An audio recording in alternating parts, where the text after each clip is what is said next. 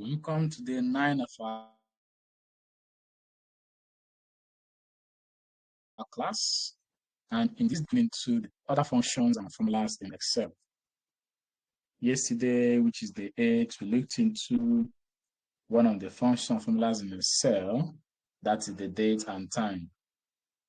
But today, we're going to dive into other functions and formulas in Excel, such as the text function and the logical function.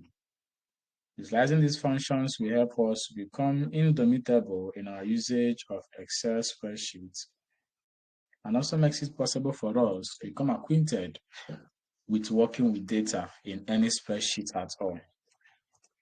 To begin, let's look at the text function. Text functions we have are the len, the left, the proper, the trim, the concat, the upper, the lower, and the right. So coming back to our initial function, which we are working with, we are going to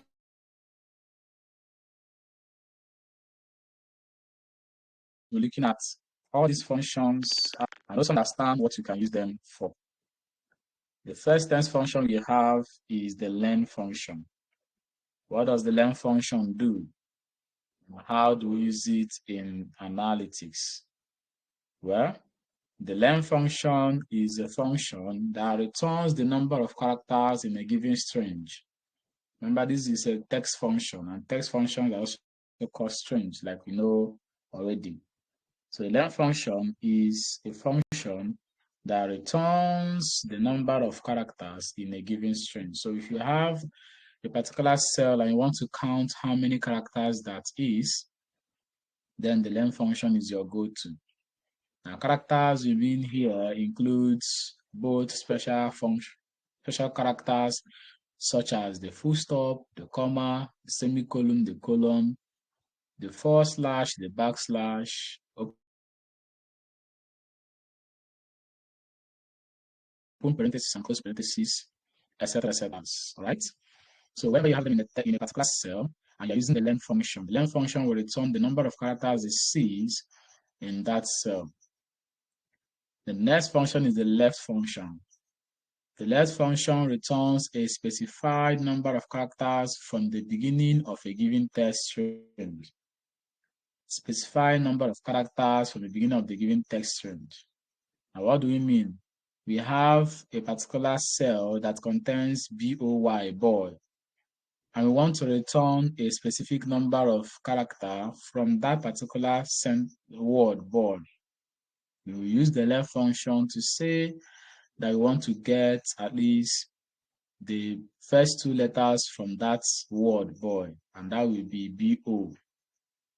This is how we form something like a unique ID to a particular product.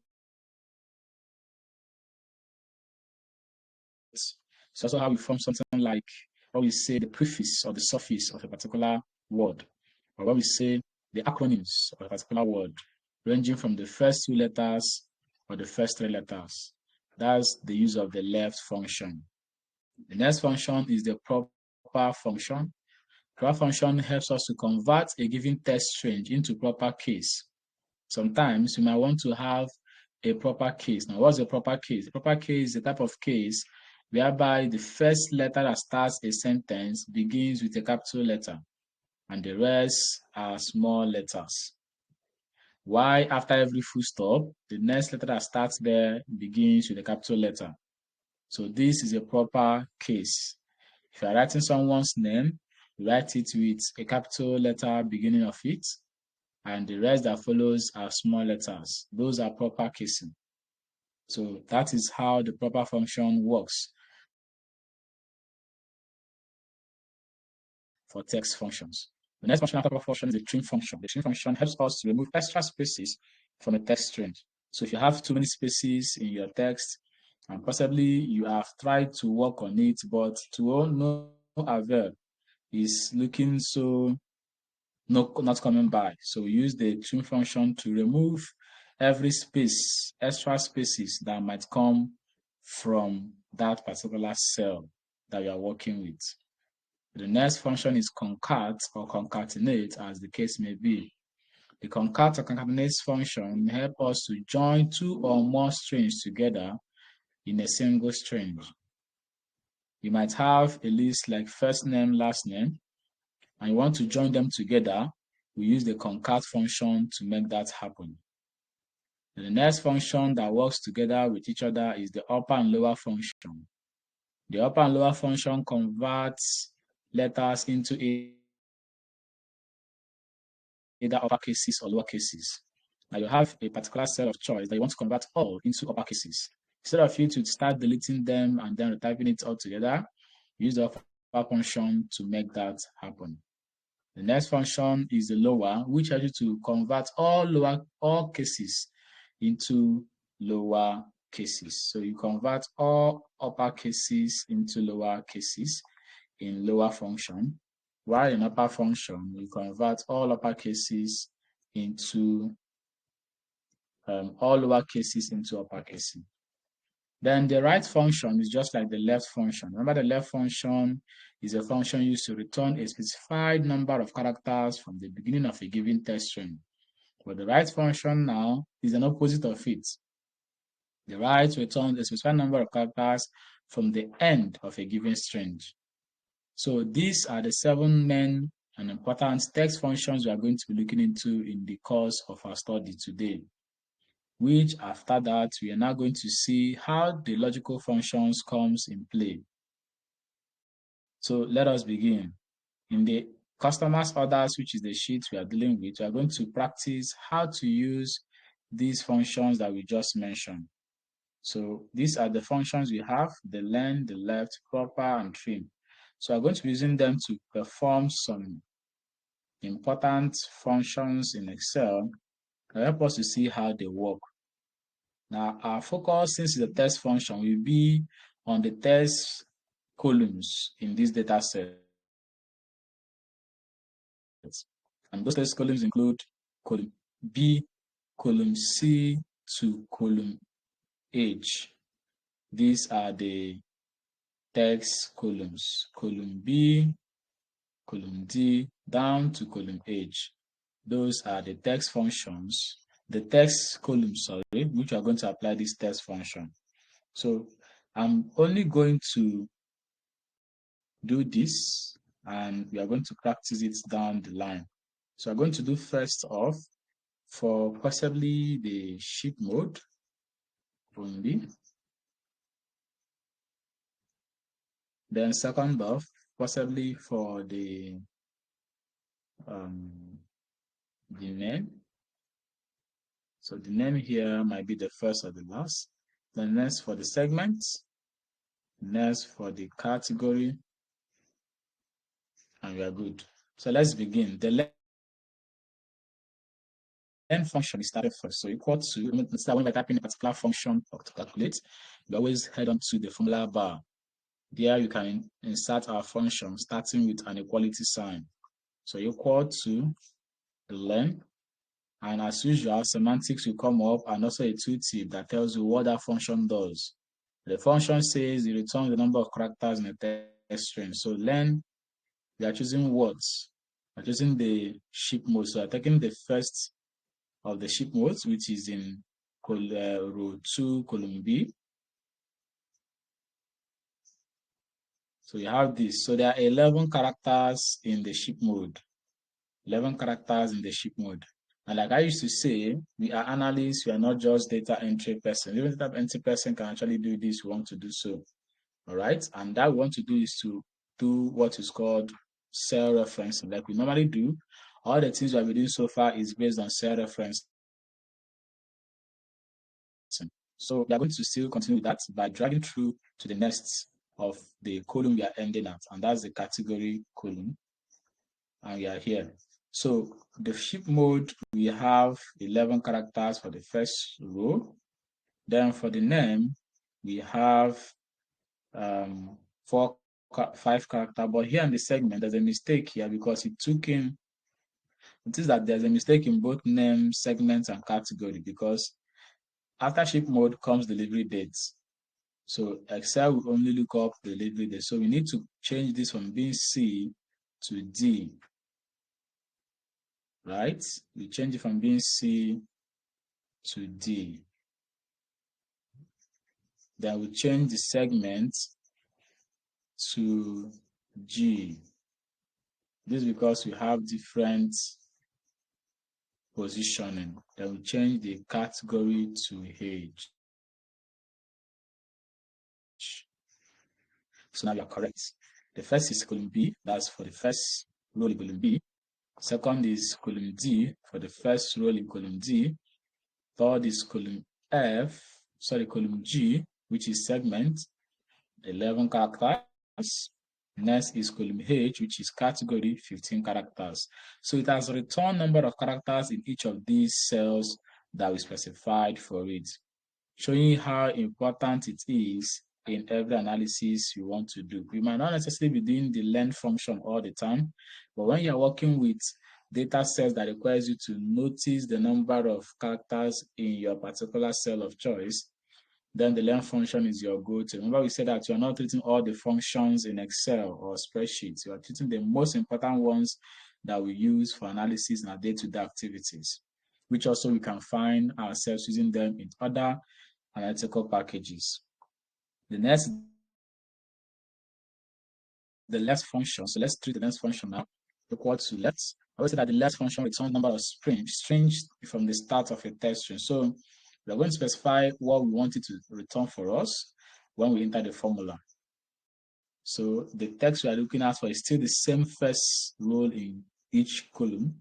So B2 is what we are referring to. And what are the returns we want? Remember that after the text, you have optional to enter number of characters, because you must enter number of characters. Are you looking for the first two or the first three, as the case may be?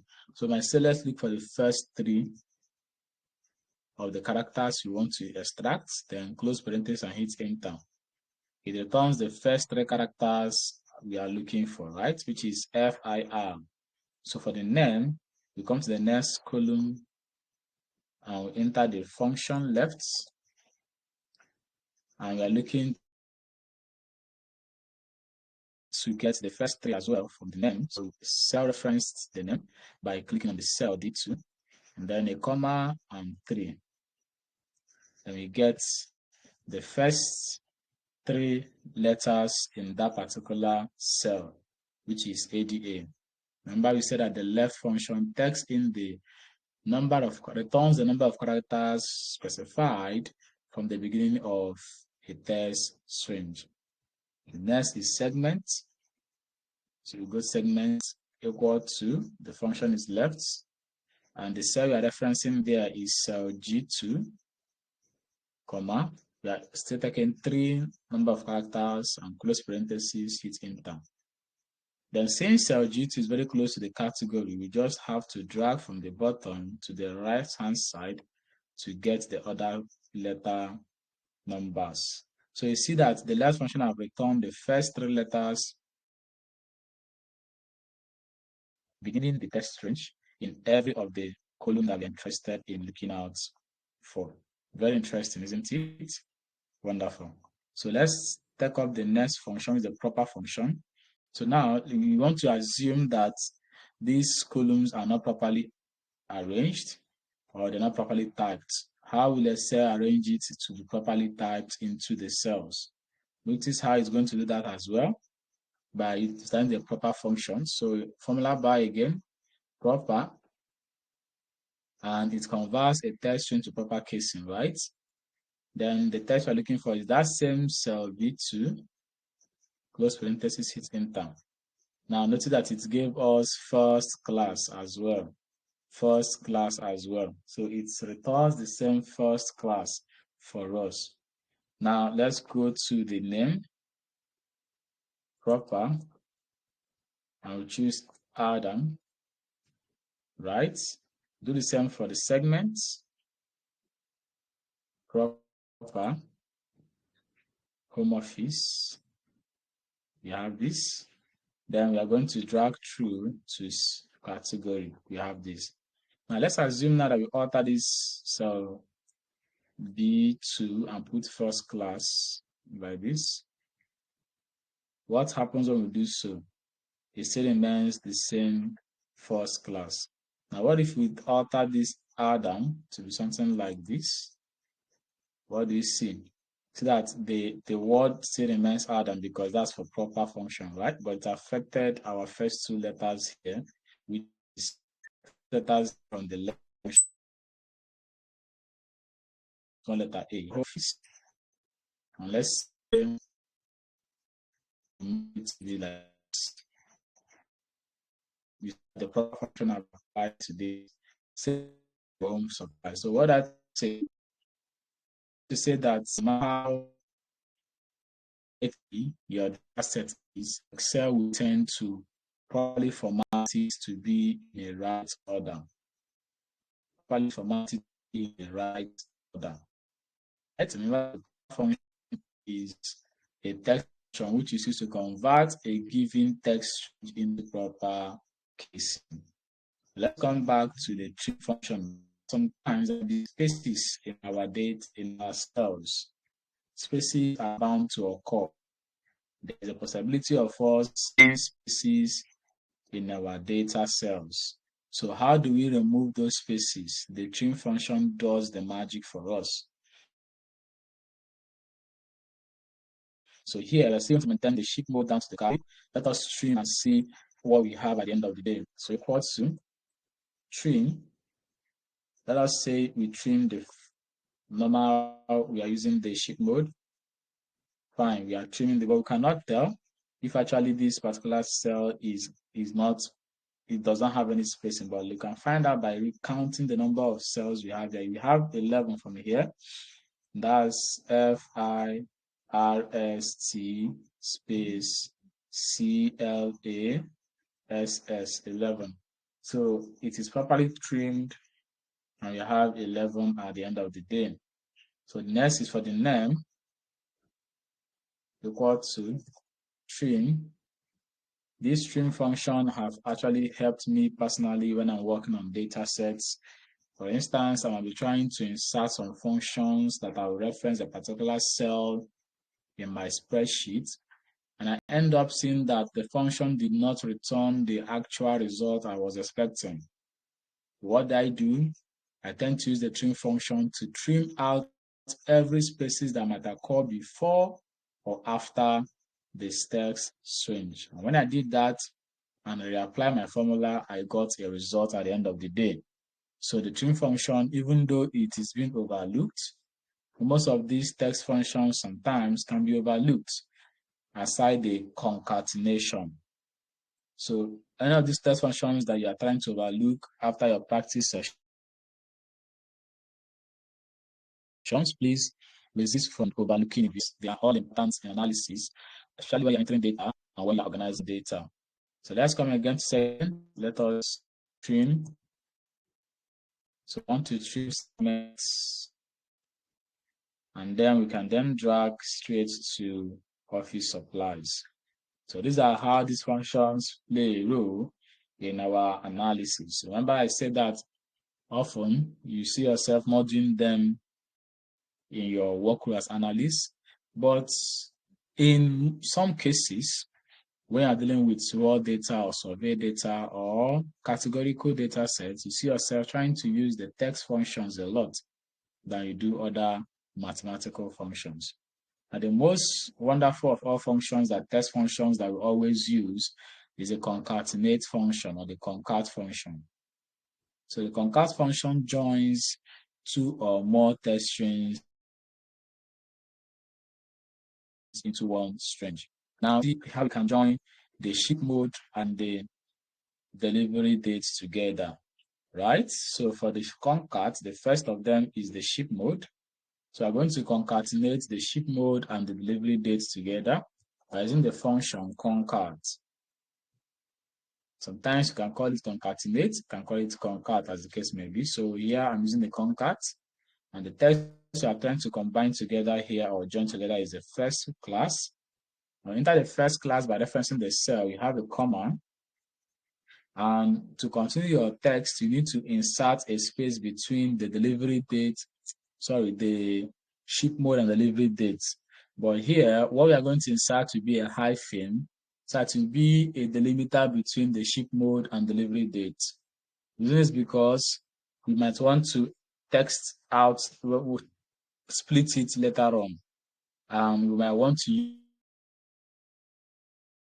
use that particular delimiter to do the splitting. It does not mean that you cannot use spacebar in between first class and delivery date, but because you are trying to see a link between the ship mode and delivery date, you are using a hyphen. So we continue by putting our hyphen, and that will be starting with an open quotation, put the hyphen, close quotation. Then the next is the delivery date. Now, what did I just do here? What I did here was to tell Excel that I want to combine the ship mode and the delivery dates together.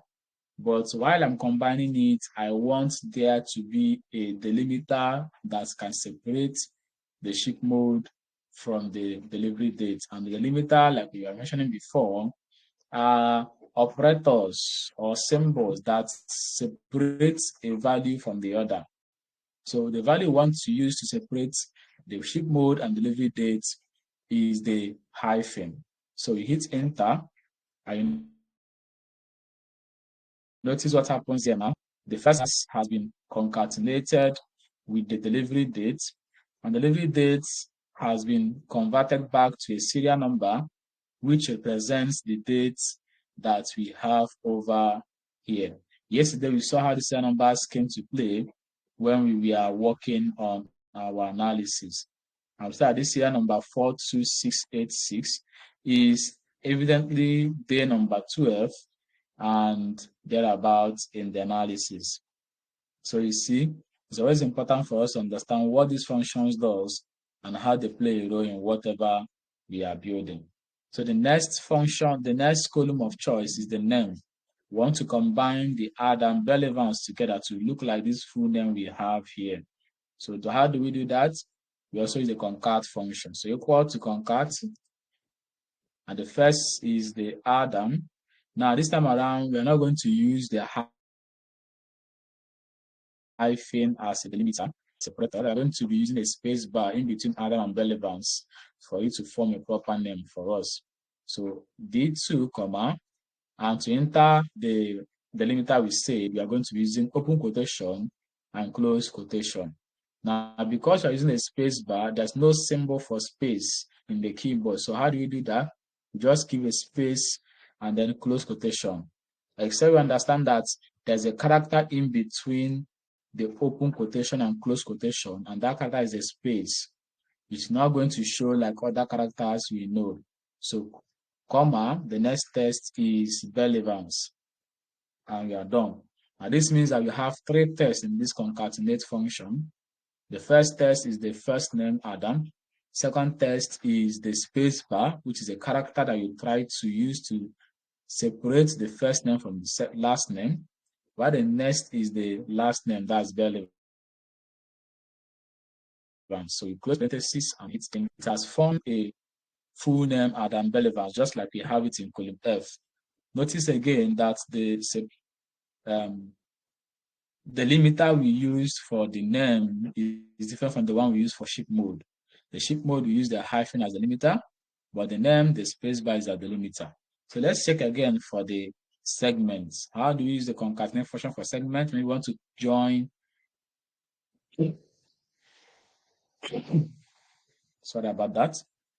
Maybe we want to join the segment and category together and want to separate it using the hyphen once again. So we go to formulas bar equal to concat, and the first test, as always, will be the first cell of reference, comma, open quotation and put hyphen and close quotation, then category. Here is just something we did when we are working in the ship mode. We use the hyphen to serve as the delimiter between the ship mode and delivery date. Since we are using here again for the ship mode and delivery date.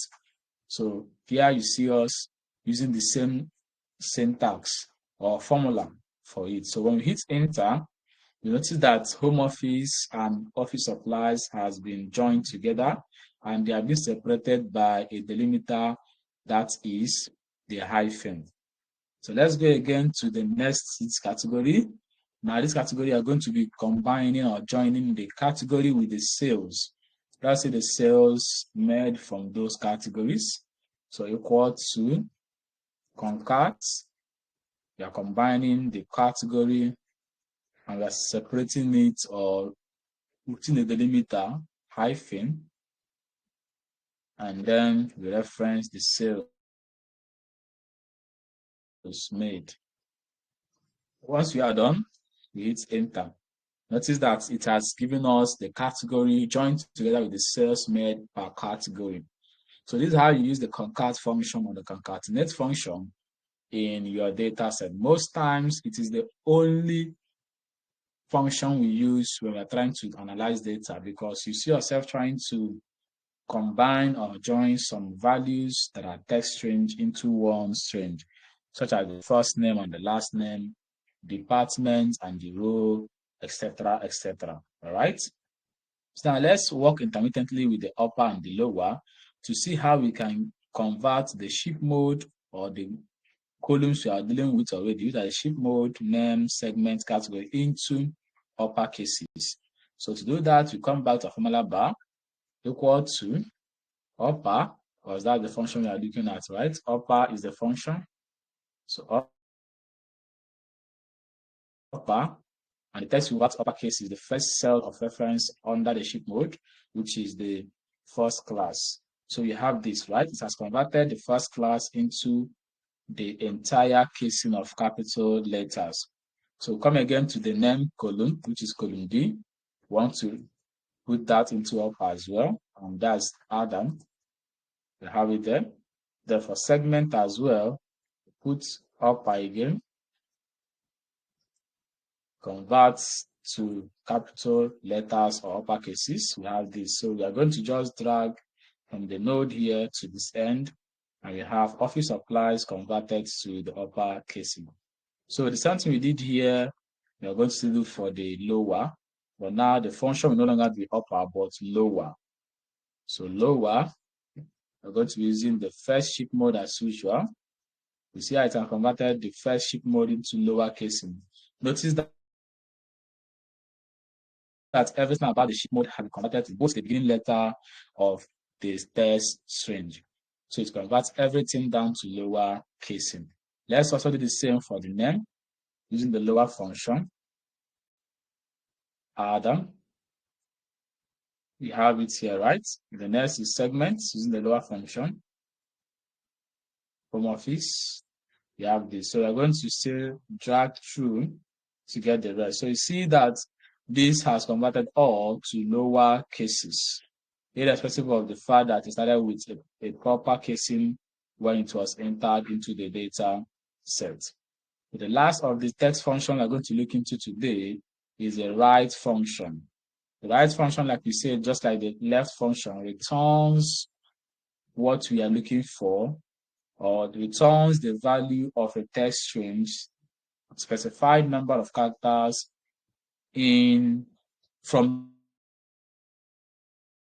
the left end of it. So the right function returns the characters of a text string starting from the left end of it. So you enter the function again, right? So here you see yourself using mostly the formula bar, and you're looking for the ship mode, that is the first of them, close parenthesis, enter. So you have ship mode. You're having an error here. Okay, I have a minus sign, sorry. So let me remove the minus sign. Fine, so you have the last of them. You didn't specify how many characters you want us to return. That's why you gave us 2x only. So let's specify how many characters we want. We want to maintain 3. You have ASS as the last character in this text range. So the same for the name, equal to right. We are looking to get the last character from the name, but the last 3 characters. You have this, and you have this. So you see, it is just the opposite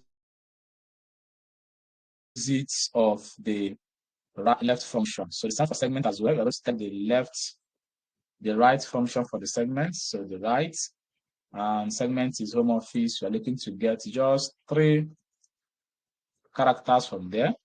And we have this. So with this now, we can move can reference this to endpoint. So you see, these test functions you have looked into helps us to see how we can actually use them in any analysis you want to make in order to actually get what we want.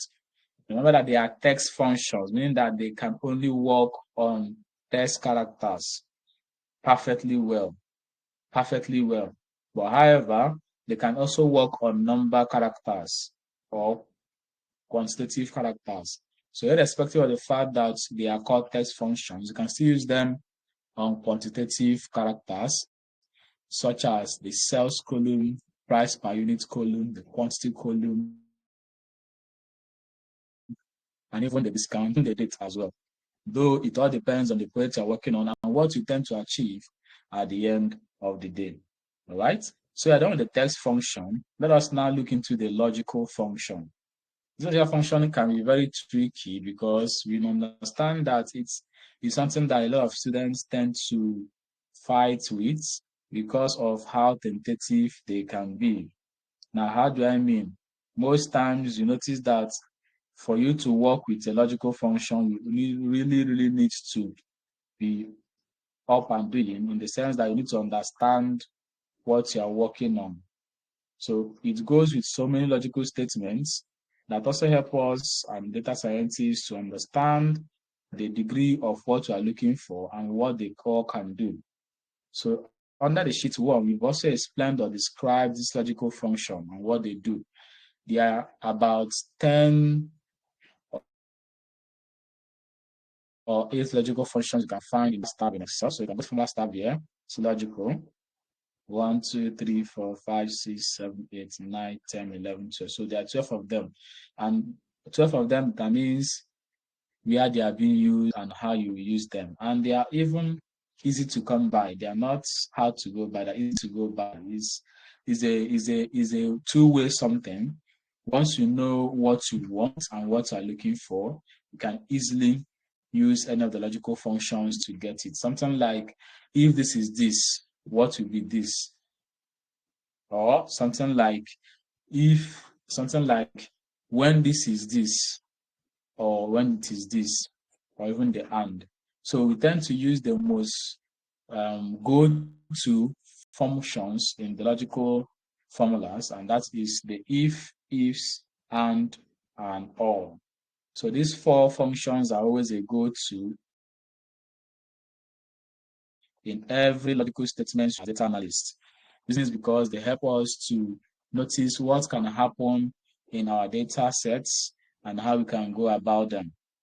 Now, the first of them is the if statement. That's generally what it's called. The if statement is a statement or a logical statement that checks whether a condition is met and returns value if true. Checks whether a condition is met and returns value if true. The next is the if statement.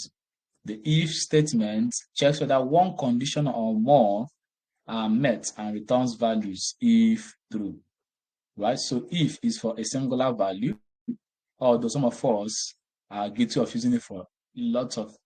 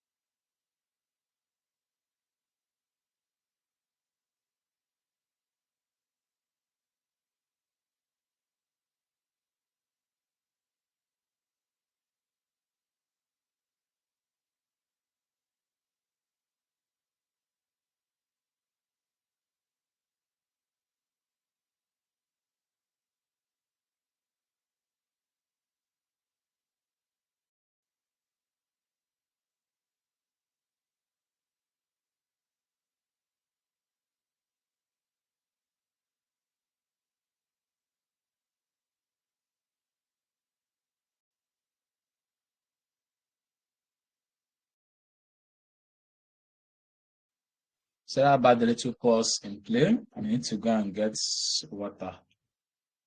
So as I was saying, the if statement is used for actually one condition alone. So if XYZ is this, then this. If ABC is this, then this. But most times we analysts are guilty of using the if statement more than it's supposed to be. Although there are ifs, but most times because of being so familiar with the if statement, we tend to use the if statement for more than one condition. So I personally am very guilty of this. But Excel have an if statement which helps us to understand what happens in a particular condition and returns values if true. We have the AND function. The AND function checks whether if all arguments are true. You see? So irrespective of the fact that you already have an if statement or an if statement which checks whether the condition is being met, the AND coming to check whether they are true. All right? So it's just like having a sergeant and an inspector and also a sheriff, something like that. All right. Then after the AND statement, the OR statement comes in. What the OR does is that to check if any of the given conditions are met. Are you seeing it? Now, the if checks whether a condition is met and returns true. Ifs checks whether two or more conditions are met and returns true or false, as the case may be. And even after if and ifs, and we come in and say, we want to check if all the arguments in this data set are true. That is where the AND comes in. Then the OR comes in to check if any of the conditions given are met, right? So these logical statements are always important in analysis because it helps us to know how to make good decisions when working with our data set. And what is argument? Argument is a proposition you've made on a particular data, and you expect to work on it to determine whether that proposition is actually true. Arguments can also allow from the fact that a particular objective should be met if a particular sequence is achieved. So let's come back to our customer's order sheet and see how these are being used. Now, the function we have here, we have for the if, ifs, and all. We are going to use them intermittently to see how we can get the logical statements right. For the ifs, we say that in a logical function, we are going to look into whether the discount, if discount is greater than 0.05, it is going to be assigned as high. So that is just a particular statement. But like I said, me particularly and every other analyst, we are very guilty of using the if statement for more than it's supposed to be. So over here, I'm going to just make use of the if over here, then ifs over here, and over here, and all over here. All right. So we are going to see how the four logical statements play a role in our analysis. So to begin with the if, we are going to enter the condition that says if what logical test is you're working on discounts, right? So if discount that is referencing cell J2 is greater than 0.05, what should we call it? What value should we return? The value should return is what? High. And we close our parentheses. But what if we cannot close parentheses here, because even though if you close parentheses now and run the syntax down, notice what will happen.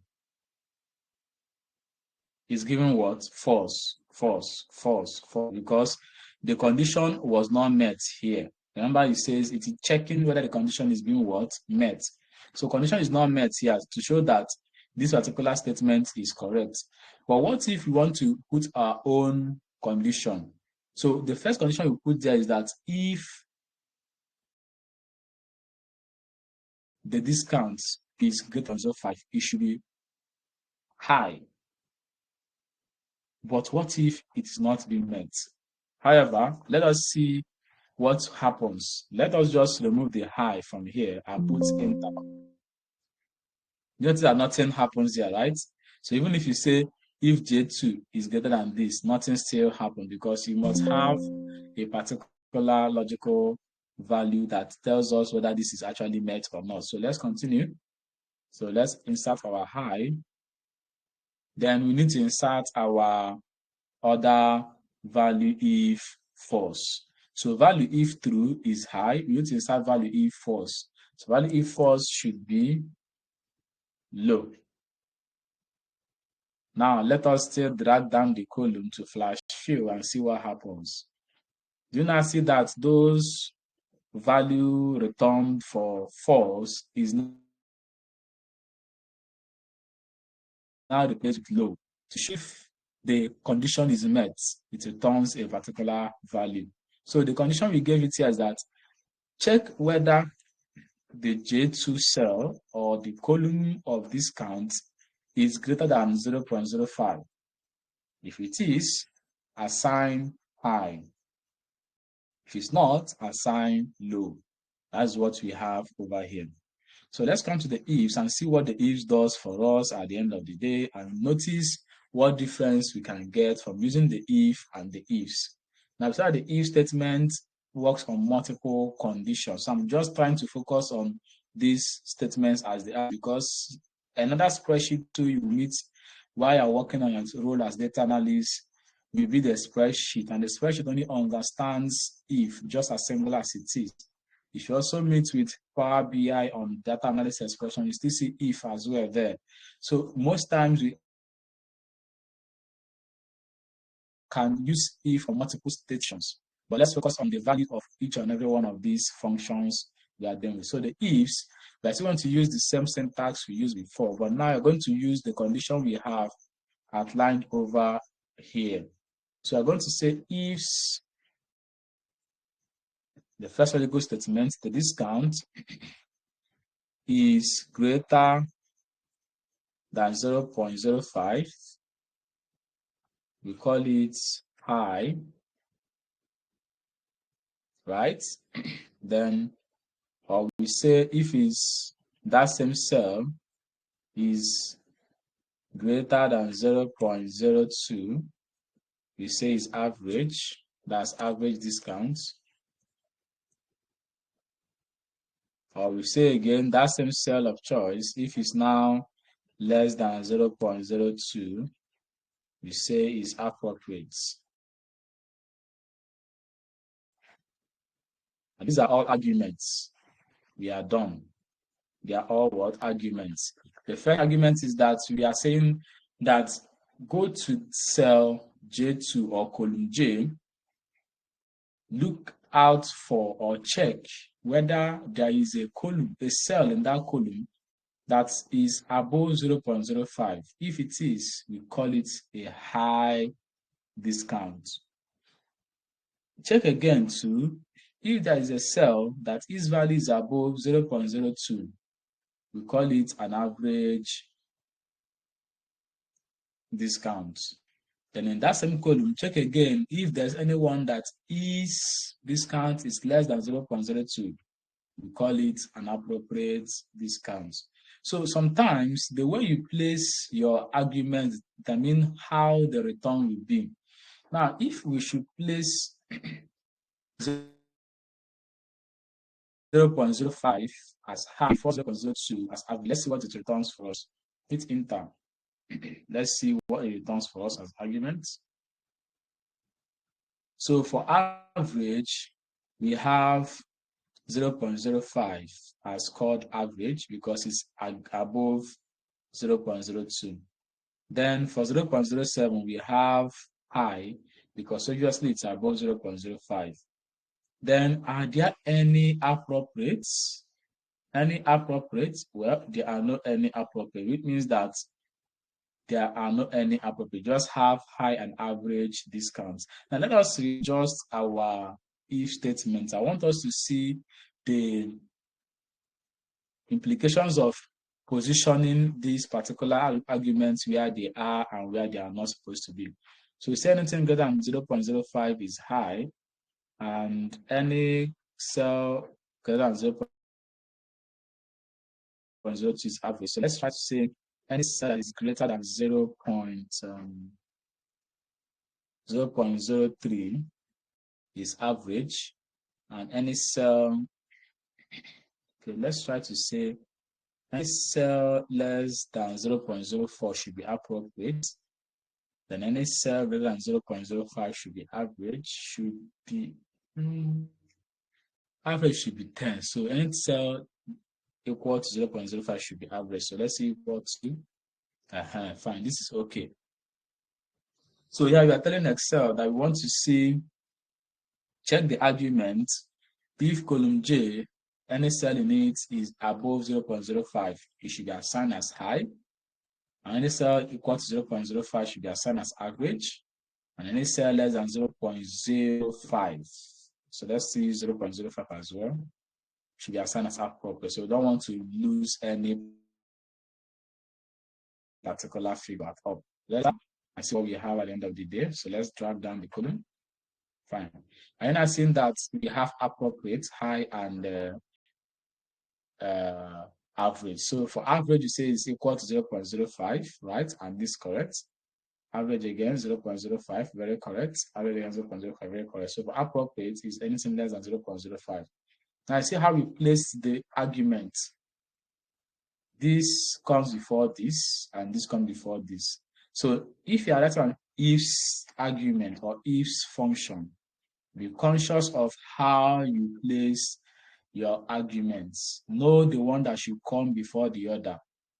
In ifs, it is best to have the greater values come before the lower values. All right, so it will start with if column J is greater than XYZ, assign ABC. If column J is greater than XYZ, assign BF. If column J is greater than BF, assign XYZ. And the last of the argument should be if column J is less than QYZ, assign ZQY. So that's how it's supposed to be. Supposed to follow that particular sequence so that you don't have a misplacement of argument, because these arguments overrides each other, right? It overrides each other. So when you place a wrong argument to the other argument, it overrides it, and the result you are looking for, you will not get it. So always understand how to work around all of these statements and how it plays a good role in our analysis. The next now is the AND function. So we want to finish the logical statement. So when we come back on day 10, we are going to be looking into the lookup and reference and also the math and trig function before we now say we are done with anything concerning Excel functions and formulas. So the AND function like to check if arguments are true. If arguments are true. So the example I gave here is something like cells less than 100 and quantity greater than 2. So let's simplify it and see. Equal to, and so the logical statement there is if cells is less than 100 and quantity is greater than 2. So we click on the column of cells, which is column I. So if it is what? Less than 100 and the quantity, that's column K, is greater than 2. Click enter. Now what this does that when it is the logic is true, it returns true. When it is false, it returns false. So run close parenthesis, we hit enter. Now you see it returns true for this because it has cells 100 and quantity is less than 2. So for here, the cells is less than 100, but quantity here is cells less than 100 and quantity greater than 2. That's what you have here, cells less than 100, quantity greater than 2. So let's drag down the column and see what we have as a result. So you see here, cells is less than 100, but notice here now that we have a discrepancy. We have cells less than 100 and quantity greater than 2, but here we have cells greater than 100 and then quantity greater than 2. So here, everything is correct aside the quantity in column K4, where the quantity is less than 2. But here the cells is less than 100. So you see that these arguments can actually conflict with each other. So let's try to see whether we can add another argument to it. So this logical one. So we can say again that that's in cells. I say, okay, if cells is greater than 100 and quantity, that's K, is now less than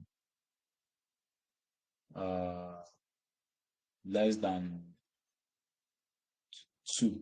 Let's see what it returns to us as an argument. Now you see false for this one. False for this one because the first argument says that when you go to the column of cells and column of quantity, notice whether there is any one greater than less than 100 and greater than 2, and also find out whether there is any one above 100 and also less than 2.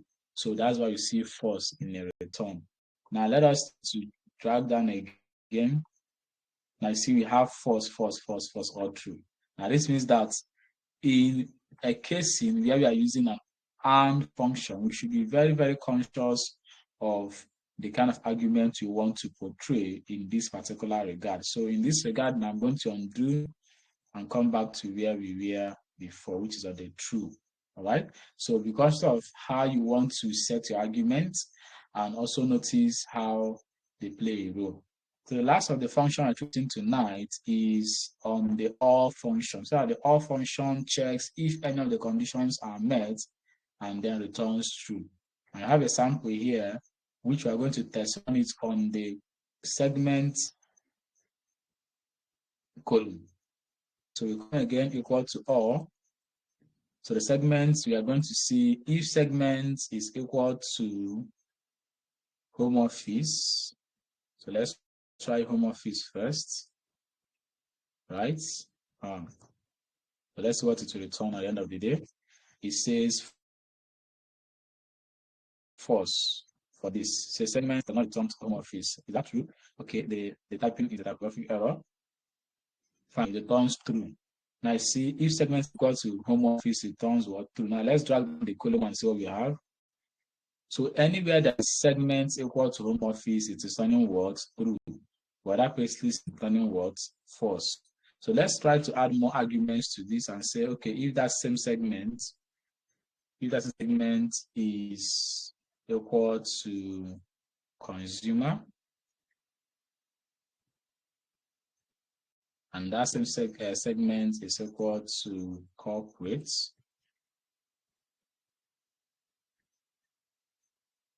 so we want to see what it returns for us at the end of this.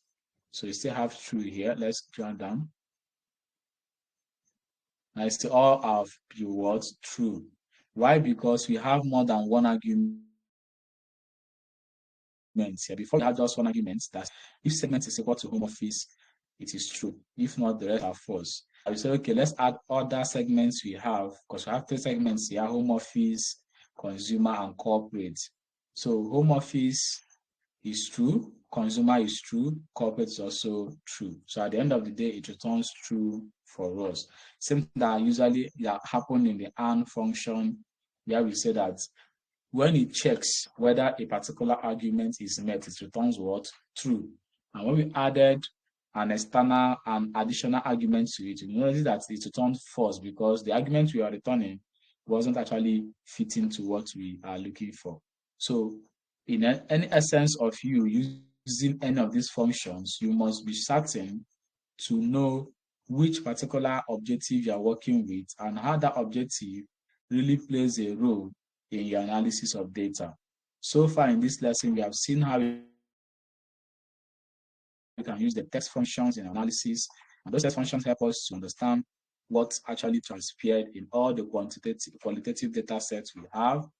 which are text strange. They can also happen to be on the number data sets because they are actually values. And we see how each of them can be used. 7 of them we treated at the len down to the right. And the concatenate is the most used text function in data analytics. Then again, we move into the logical function, where we saw firsthand how the if, ifs, and or statements all come together to help us to logically deduce what happened in a particular data set to check whether it is true or the conditions are all met. Come on day 10, sorry, we are going to look into the lookup and reference function and also the math and trig function. These two functions are very important as well, just like other functions are in data analytics. And you see that when you master these functions, it will help you to become unsackable and inevitable in this particular data analytics space, because you're going to still meet them when you go over to Power BI, when you go over to SQL, when you go over to Python and R in your journey as a data analyst. Thank you very much for joining today's class. We really appreciate your tenacity, how well you always appear in every classes. Do have a wonderful night's rest. Bye.